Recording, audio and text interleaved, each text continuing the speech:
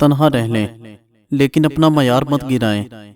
इज्जत के बगैर मोहब्बत का कोई वजूद नहीं। शोहर या बीवी का एक दूसरे को तवज्जो और वक़्त ना देना रिश्ते में कमज़ोरी पैदा करता है। जिंदगी में किसी को भी बुरा मत समझो। अच्छे लोग खुशियाँ देते हैं, बुरे लोग तजर्बा देते हैं, घटिया लोग सबक दे जाते हैं और बेहतरीन लोग अच्छी और खूबसूरत यादें बन जाते हैं। जब हक पर रहते हुए तुम्हारी मुखालफत हद से बढ़ने लगे तो समझ लो अल्लाह तुम्हें कोई मुकाम देने वाला है।